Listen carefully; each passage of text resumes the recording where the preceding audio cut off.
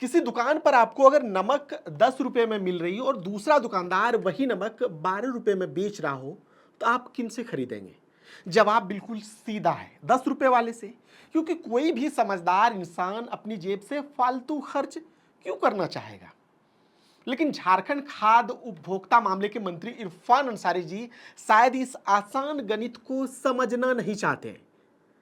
या फिर सवाल यह है कि क्या समझते हुए जानबूझकर सरकारी खजाने पर अतिरिक्त बोझ डालने की तैयारी की जा रही है?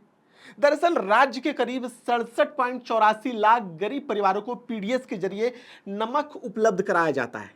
इस नमक की खरीद को लेकर अब सबसे बड़ा सवाल खड़ा हो गया है।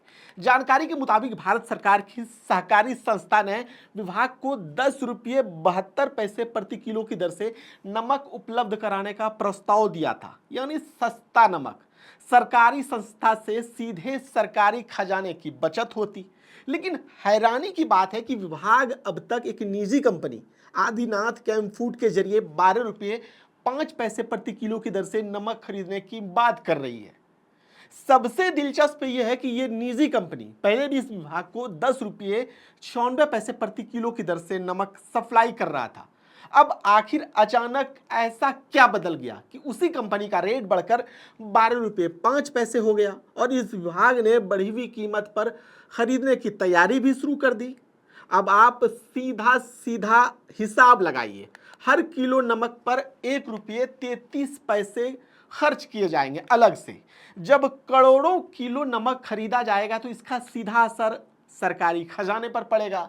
अनुमान है कि इस फैसले से हर साल करीब 10 करोड़ 85 लाख रुपए का अतिरिक्त बोझ सरकारी खजाने पर पड़ेगा। यानी जनता के टैक्स का पैसा बिना किसी वजह से, बिना किसी स्पष्ट विजन के खर्च किया जाएगा।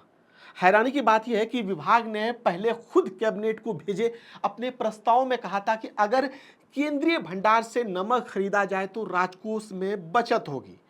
फिर अचानक ऐसा क्या हुआ कि सरकारी संस्था की जगह निजी कंपनी को प्राथमिकता मिलने लगी? तो यहीं से सवाल शुरू होने लगा। सवाल ऐसा वैसा नहीं, सवाल कई सारे खड़े हो रहे हैं। क्या ये सिर्फ एक खरीदारी है या फिर खरीद के पीछे कोई और कहानी छिपी है? जब इस पूरे मामले को लेकर विभागीय मंत्री इरफान अंसारी जी से सवाल किया गया तो उन्होंने कहा कि विभाग महंगी दर पर खरीदारी नहीं करेगा। उन्होंने ये भी कहा कि वो पूरे मामले की जानकारी लेंगे, अगर किसी तरह का गड़बड़ी मिला तो टेंडर रद्द किया जाएगा। अब सबसे बड़ा सवाल है कि जब सस्ता विकल्प मौजूद था आपके लिए, सरकारी संस्था तैयार थी, विभाग खुद पहले बचत की बात कर रहा था, तो फिर आखिर महंगा नमक खरीदने की जरूरत क्यों पड़ी? क्या ये सिर्फ लापरवाही नहीं है? फिर सरकारी पैसों का किस तरह से बंदरबांट क्यों किया जा रहा है? इस पूरे मामले में अब तक सबकी नजरें टिकी हुई है कि जांच के बाद सच सामने आता है या फिर करोड़ों रुपए का जो ये अतिरिक्त बोझ जनता पर पड़ेगा, ये जनता के पैकेट से ही निकाला जाएगा। वीडियो अच्छा लगा हो तो वीडियो को लाइक कीजिएगा, शेयर कीजिएगा, सब्सक्राइब कीजिएगा और हमारे यूट्यूब चैनल समाचार वाला टीवी को जरूर सब्सक्राइब कीजिएगा। देखते रहिए समाचार वाला। मैं हूं तौसीफ, कैमरे के पीछे है पवन। हमें दीजिए इजाजत। जोहार, आदाब।